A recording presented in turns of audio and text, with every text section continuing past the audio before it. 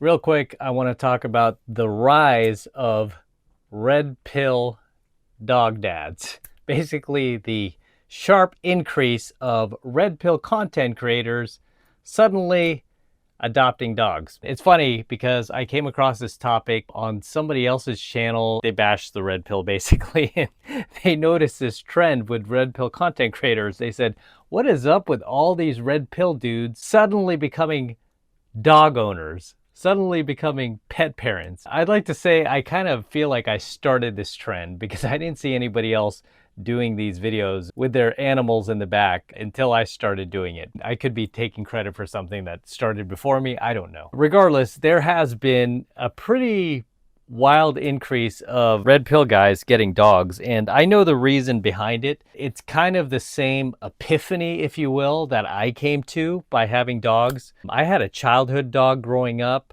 and then after she passed away in the late 80s, I just remember that being so painful that I said, I don't want to have any more animals. I don't want to have any more dogs. And I did not plan on having any more.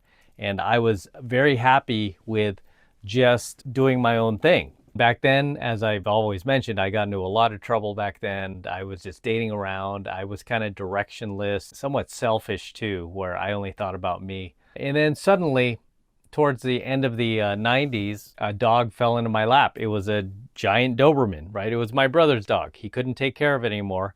And somehow, some way, this dog got passed around in my family, and this dog became mine. Her name was Mary, like Merry Christmas. I loved her with all my heart, man. And to this day, I still miss her. That started me off and running with suddenly just enjoying a dog's company. It took a little while, but I started to realize many of these red pill guys are realizing now, which you may have come to the realization. And I'm just going to get to the nuts and bolts of this. When you're pursuing women, you're really looking to fulfill qualities that she is not capable of fulfilling. When you date a woman, you're expecting her to be loyal to you, basically faithful. You're expecting her to give you unconditional love, admiration, respect, appreciation, love. These are some basic things. And then you realize, especially when you go red pill, that women are really not capable of giving you these things. And finding one woman who gives you all of these things is like a miracle. Are they out there? I'm sure there are some, maybe a few. Most women you come across do not possess these qualities, especially not all in one. However, you know who does? Dogs. Dogs are actually built for this. Dogs are built to give you unconditional love, admiration, respect, loyalty, all of the best traits that you would want out of a woman, but with a companion 24/7. You realize that, wow, I can get these things from my animal.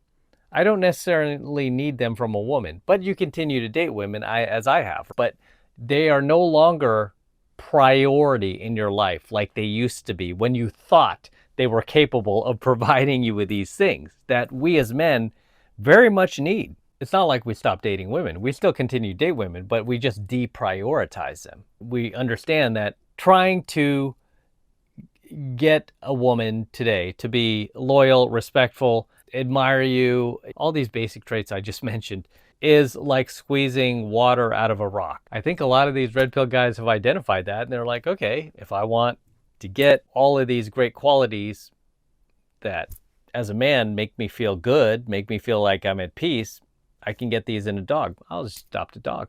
I'll still date women, but I'm not going to rely on them for these qualities, knowing that many of them cannot provide these qualities. They're even being trained by the feminine imperative, by feministas, whatever you want to call it, these DGs of the world, to reject giving men what they need, right? Which is love, admiration, respect. I mean, they're actually being taught to be the opposite of these things, to withhold these things from men. When you realize that you can get these things from your animal, right? That they are designed for love, not just dogs, but I mean cats too, to a certain degree. I mean, they're a little bit different from dogs, but cats are very affectionate too. I've never had a cat. I'm just a dog guy. Nonetheless, when you realize that they're designed, they're programmed, they're created for this very thing, to give you companionship. That's why they call a dog man's best friend. They're just happy to see you. They're just happy to be with you. They're just excited. Even some of my followers who've been like, hey, should I go out and get a dog? I always tell them, not until you're ready to take on the responsibility, because it is a responsibility taking care of them. It's almost like taking on a kid. You're going to have to take them to the doctors, basically the vet. You're going to have to feed them. You're going to have to pick up after them when they poop and stuff like that. Might make a mess in your yard. You're going to have to train them a little bit not to poop in the house. Just basic things like that. They may do it anyway sometimes. They might have an accident. You're going to have to exercise patience, not go off the rails on them. There's a lot to be gained from it as well. Having an animal teaches you to care for something other than yourself, especially if you don't have kids or if you never had kids like I did. It teaches you that. Or if you've had kids, then you already know that lesson. You don't need an animal to teach you that. Even your own kids can't give you that. I've known so many people who've already gone through having kids. Their kids are all grown and they went out and got an animal and they are so content with their animal. I see them more content with their animal than they ever were with their kid. Because let's face it, you have this idea that when you have kids that they're going to grow up to be just like you or these perfect human beings. And many times that doesn't happen. Sometimes it does, but other times it doesn't. The kid can grow up the complete opposite of you and completely have the opposite values that you do and grow up to resent you. Even if you give this kid the world, you give him everything, you gave your life for him, you sacrificed for him, he can still grow up to hate you. And you're like, goodness, I gave this kid everything. What an ungrateful little you know what. Whereas a dog, no, you feed the dog, they'll love you. And you take care of them, you take them for walks and whatnot, they will love you regardless. So that's another thing, that's part of responsibility too. You have to take your dog walking a couple times a day. I take my dogs out for a good 3-4 mile walk per day. I used to hate walking, just hated walking anywhere. To me, that was a waste of time. But now I've found joy in it. I've learned to adapt it into my lifestyle. I've learned to enjoy it. I get to catch up on my podcast sometimes, or sometimes I just like to walk around the neighborhood and not think and just walk around with them. It's fun.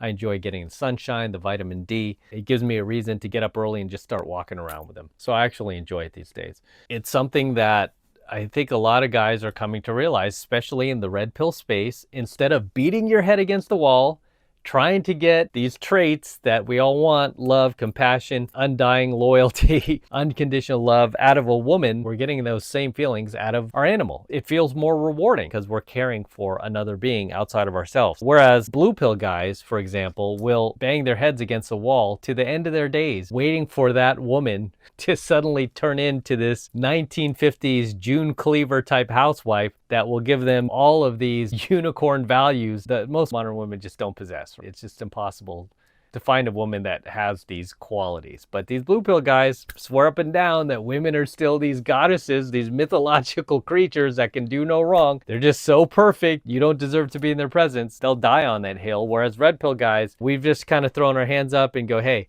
if we want love, if we want respect, if we want admiration and all that, God gave us man's best friend who's willing to provide all those things for us with glee, with joy, with happiness, with no complaints, just willing to provide just pure love, pure devotion that a woman can't provide. So I really believe that's what's led to this rise in red pill guys getting dogs. But again, I don't suggest you get a dog unless you're ready to take on the responsibilities of having a dog, because there's nothing worse than getting a dog and then locking it up in your apartment, never taking it out, feeding it when you come home, and then ignoring it and only paying attention to it when you're feeling lonely. Don't do that. It's just not fair for the dog. It's not fair for the animal. You're just better off just living the single life until you're ready. That's all I have to say on tonight's coaching video to address the rise in red pill pet owners.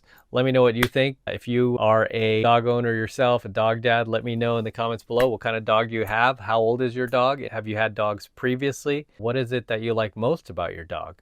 Let me know in the comments below. I would love to read it. If you gained value out of tonight's coaching video, don't forget to hit the subscribe button on your way out. Smash that like button as well. And get my premium Alpha Male Secrets program if you want to support my work. And I will see you in my next coaching video. I'm out.